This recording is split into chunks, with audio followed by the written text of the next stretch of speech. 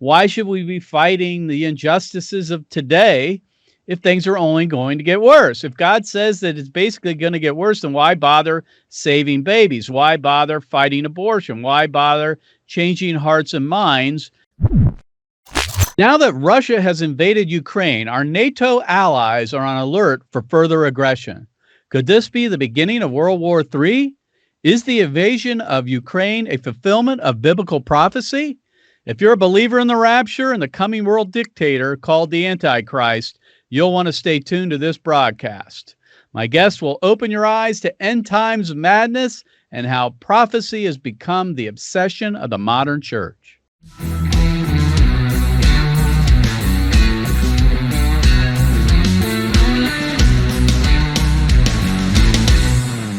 Activist Radio, the Mark Harrington Show, is brought to you by Created Equal, and you can support our work by going to createdequal.org. And if you want to find out more about the radio program, you can go to markharringtonshow.com or any of the popular podcasting platforms. Today on the program, I have Gary DeMar, and just a little backstory here. I first read the book, The Late Great Planet Earth, when I was 16 years old. I was a non-believer, and my brothers, who were saved at the time, shared with me this book, and I was terrified about what might be coming in the years ahead. And this was like 1976. The book was recently released right before that, and it was written by Hal Lindsey. About the future. And I wasn't a believer yet, but it certainly scared me enough to start considering what the claims of Christ, what claims he had. And that started me on a path to try to figure out, what the future might hold for us. And then decades later, I actually read this little pamphlet right here, which is called Is Jesus Coming Soon?, written by Gary DeMar, my guest today, and this really opened my eyes to what the Bible teaches about the future. And so what I wanted to do, I've had Gary on my programs before, and we've talked about this, but the reason why this is a more of a pressing issue today is because, obviously, of the Russian invasion of Ukraine. And nearly every modern-day prophecy book seems to come to the same conclusion, and that is this, that Russia is Ezekiel's Gog, with its leader being the Prince of Rosh. However, I think there's another point of view, and we want to talk about that today. We want to talk about Matthew 24, which is the primary prophetic statements of Jesus Christ about the future. So I want to dive right in. Gary, thanks for being on the program. Well, it's good to be back. It's been some time. So I know this is heightened people's interest in the future. Like I say, I was brought up believing that we were living in the end times. In fact, Hal Lindsey, he didn't predict it directly, but he basically said in the 1980s that was going to be the end of the world. And so many others have predicted this over the last 50, 60 years, but actually for centuries, to be honest with you. But, it piqued my interest. And then I began to read some of your books, and it challenged that view. Let's deal with the issue right before us, and that is Ukraine. There are those who are now, re-upping their claims that we're living in the end times because Russia has invaded Ukraine, and they would say that Russia is the Rosh of Ezekiel 38 and 39. How do you handle that question or that idea? Well, as you mentioned, this is something that's been going on for a very, very long time. People making the same claims. And I have a library full of books on this particular topic. I have a long plain record by Jack Van Impe from the 1960s who made the same type of claim. The problem comes down to when you look at Ezekiel 38 and 39, the Hebrew word that's used there is Rosh. And it's a common Hebrew word. It occurs probably 600 times in the Old Testament, and it means head or chief. Like Rosh Hashanah is the head festival of the new year. The Benjamin Netanyahu was the prime minister. He was the Rosh minister. So this has nothing whatsoever to do with modern day Russia. In fact, if you take the Hebrew spelling of Russia today, the only letter that's common with the Hebrew word Rosh is the first letter, which is Resh. The words don't sound alike. You don't even need to know Hebrew to see that they don't even look alike. And there are numbers of other problems as well. If you read Ezekiel 38 and 39, I encourage people to do this. Don't take my word for it, and don't take anyone else's word for it.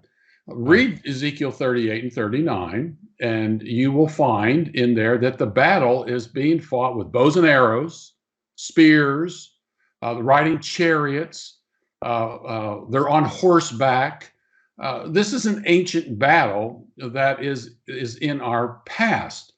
And I've seen a number of prophecy writers claim, well, what's really going on here is that the Holy Spirit revealed this to Ezekiel in ways that Ezekiel's people could understand it. So if that's the case, and this had nothing to do with Ezekiel's day, why was it needed? Why was it any need for the Holy Spirit to help them out with this battle if this thing is about us? And some prophecy writers would say, oh, well, horseback, what that means is horsepower. And chariots, those are tanks. And bows and arrows, those are missile launchers. And spears, those are javelin missiles. I'm sorry to laugh, but it's yeah.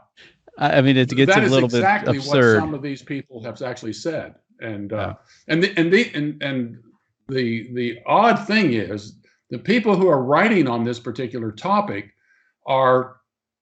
they claim to interpret the Bible literally. But so when you get to this particular chapter, all of a sudden literalism is thrown out the window. Right. My guest is Gary DeMar. He's the president of American Vision, and also has written countless essays, articles, and books on the issue of end times. In fact, this book, End Times Madness, is another book that I read right after really coming to Gary's position. You can find all these books on AmericanVision.org. Gary, we have a really short time here, so I want to jump right in on a couple of rapid-fire questions, if you would. The Matthew 24, of course, is the key passage of the prophecy that Jesus laid out. I want to read just the first 3 verses and then ask you what this is all about.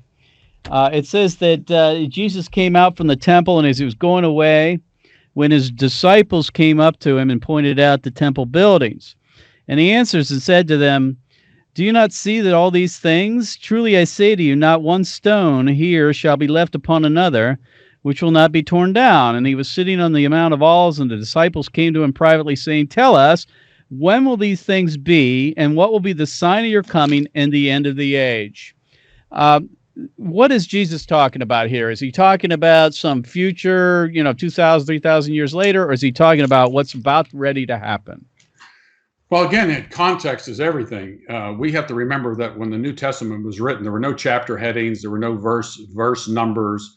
And so you have to ask yourself the question, why did the disciples ask Jesus this question about the temple? Because in the previous chapter, Jesus indicts that generation. I mean, it's really, that's right. We think of Jesus meek and mild. To read Matthew chapter 23, and Jesus then says, your house is going to be left to you desolate. And then he went on to say that this was going to happen to their generation. And so when Jesus leaves the temple, he was in the temple when he said this, and that's why the disciples asked the question regarding the temple. And by the way, it doesn't say the end of the world like some translations have, but it says the end of the age, the end of the old covenant age. When that temple was destroyed, animal sacrifices were gone, priesthood was gone, that old covenant age was gone, and that's what the book of Hebrews is all about. And so Matthew 24, Mark 13, and if anyone's interested, you can go to AmericanVision.org. I did a Sunday school class last 2 weeks on Mark 13, which is parallel to this, where I go through Mark 13 verse by verse, which is very similar to Matthew 24 and Luke 21. But this all happens before their generation passed away. Verse 34 of Matthew chapter 24, Jesus says, "This generation will not pass away until all these things take place." And every time this generation is used in Matthew's gospel and elsewhere in the New Testament, it always refers to the generation to whom Jesus is speaking in the Gospels, but it refers to that particular generation. If Jesus had a future generation in mind, he would have said, that generation will not pass away until all these things take place. And then if you look at 24:33, it says, "Even so you too," talking to his disciples, "when you see all these things, recognize that it is near, right at the door." And you can follow the second person plural all the way through Matthew 24 to see that Jesus is describing that generation and that generation alone. Well, that was a clincher to me. I mean, Matthew 24 is pretty clear in verse 34 that this generation will not pass away until all these things take place. Now, he was talking about certain things taking place, and I want to go through a couple of these without getting into real detail because we won't have time. But he talks about false Christs will arise. There'll be wars and rumors of wars. There'll be famines, earthquakes, birth pangs. The gospel will be preached to the whole world, and the abomination of desolation. I know we can't take the time to deal with each one of these, but the modern prophecy writers would say that these are future. They are yet to take place. The one that I often hear is that the gospel will be preached to the whole world, and also the abomination of desolation. Can we deal with those two? Well, I mean, the thing about wars and rumors of wars, we've always had wars and rumors of wars. That's not really a sign of the end. True. It's true. And the famines, war and famines go together. And if you look at Acts chapter 11, it says that there will be a famine throughout the entire Roman Empire. The Greek word there is oikumene, throughout the confines of the political boundaries of the Roman Empire. So think of that. Jesus says famines. Acts 11 says during the reign of Claudius, there was a famine all over the Roman Empire. The abomination of desolation. Right. Notice what it says. It says, when you see the abomination of desolation. Luke puts it this way: when you see Jerusalem surrounded by armies. This was a local judgment. You could escape this coming judgment by simply leaving Jerusalem and heading for the hills. Yeah, there's a description of flat roof homes, Sabbath. Your cloak was important in those days. That was a local judgment on that generation. So what was the abomination of desolation that Jesus was referring to? That's the more difficult question to answer, but we do know that the abomination of desolation had something to do with the temple. So Jesus says, look, the temple is going to be destroyed before that generation passes away, which means the abomination that causes the desolation had to be in that temple. The New Testament doesn't say anything about a rebuilt temple, and a lot of people think it had something to do with the bloodletting that took place within the temple. Remember that this temple was being rebuilt during Jesus's time, and it was finalized. It was completed in around AD 64. So that was 6 years before the destruction of Jerusalem. So, and a lot was taking place during that period of time that the Romans then came in here and had to put down this insurrection that was taking place. And the Romans, they were okay with anybody's religious beliefs as long as they kept the peace. And what was happening in Jerusalem at that time is that the religious leaders and the political leaders of that time were fed up with Rome and then attacked Rome. And then Rome came in there and literally tore the temple apart stone by stone. So if you were to go over to Israel today, you'd never see that there was any indication there was a temple there. There's a wall there, the Wailing Wall, but it had nothing to do with the temple. Not one stone was left upon another. My guest is Gary DeMar, and you can go to AmericanVision.org and order his books on end times prophecy. Also, he writes on history. In fact, his 3-volume book, God and Government, we use in our homeschool and have been for years. We're talking about end times prophecy with the invasion of Ukraine by Russia. A lot of interest in this topic right now. Gary, to move on, we've talked about Rosh, as you say, and not being Russia in Ezekiel 38:39, but also we've talked about Matthew 24, Jesus's primary prophecy, talking about the things that were going to take place in the generation in which he was speaking to. The other topic I want to take on here in the time we have left is this issue of the book of Revelation. I think the dating of the book of Revelation is another key point. If we read here in verse 1, it says, the revelation of Jesus Christ, which God gave to show his bondservants the things which must shortly take place. And then in verse 3, that these things were written for the time is near. Gary, those are pretty good indicators that the book of Revelation isn't talking about 2,000 years later, that it was written prior to the destruction of the temple. If you would elaborate on that a little bit, and then I have another question about the book of Revelation. Yeah, I mean, now we're getting deep in the weeds when you start talking about the book of Revelation, because it's obviously just filled with symbols. You have this giant woman out in space. You got a dragon with a tail. You got stars being thrown down. But the dating matters, right? Yeah, the dating does matter. And the temple, John is told to measure the temple, and there were still worshipers in the temple. And we know that the temple was destroyed in AD 70. And then one of the arguments for all of this is that the rebuilt temple, this was the temple that was still in existence before it was destroyed. Because remember, it had been completed in AD 64. And so that temple was still standing, which means the book of Revelation was most likely written before the destruction of Jerusalem in AD 70. Now, Gary, your detractors would say this. They would say that that John was not measuring the second temple, but a third temple, the one that was going to come soon. I don't know how that works, but that's what the modern prophecy writers would say about that.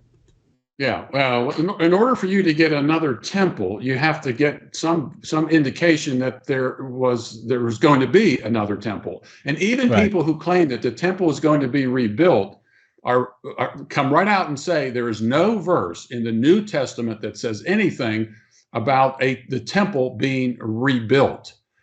So it's not on me to defend the idea that this is not referring to a rebuilt temple. The burden of proof is on those who claim that there needs to be another rebuilt temple. Where is the evidence in the New Testament where Jesus or anyone else says there is going to be a rebuilt temple? Jesus is the new temple. We are also temples. Jesus is the cornerstone.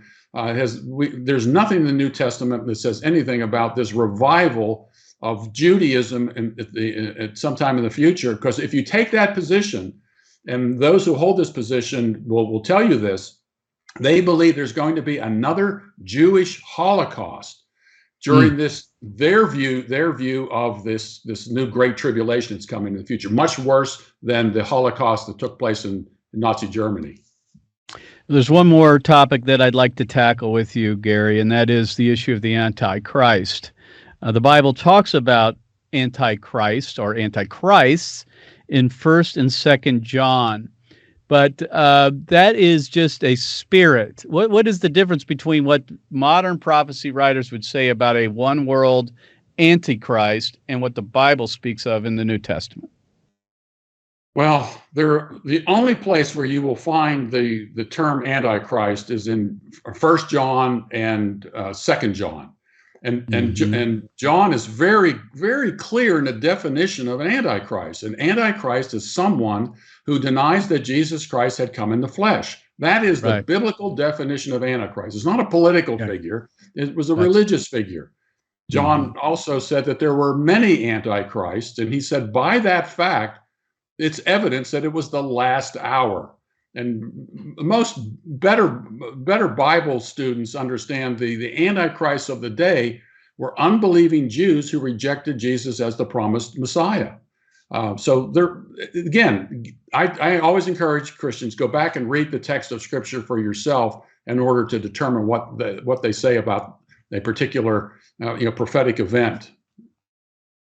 So, Gary, we got about a minute left. If you want to wrap this up, our listeners, this may be the first time they've heard anything like this, like I did decades ago when I was, I read The Late Great Planet Earth. I believed in dispensationalism and a futurist view of these prophecies that they had yet to be fulfilled. This came to me and really opened my eyes. And there are people listening that probably have not heard this before. What would you tell them? Well, again, we don't have much time. I would just say this: check your Bibles. I've written a couple of books on this. Is Jesus Coming Soon? Is one of them. Wars and Rumors of Wars, which goes through Matthew 24 in great detail, and a bigger book that deals with other topics other than Matthew 24, but some of the things we talked about, called Last Days Madness. Right. You can order those at AmericanVision.org. And keep in mind, I don't make any money on this. I work for a nonprofit organization. All of these books belong to American Vision, so I'm not selling these books so I can get rich by them. If I wanted to get rich, I would write a real prophecy book like Hal Lindsey did. But, Tim LaHaye, right? Or Tim LaHaye. So these are all available in American Vision if you're interested. And after reading them, if you have any questions, you can always email at support@AmericanVision.org, and I will do my best to answer any questions you have after reading any one of these books.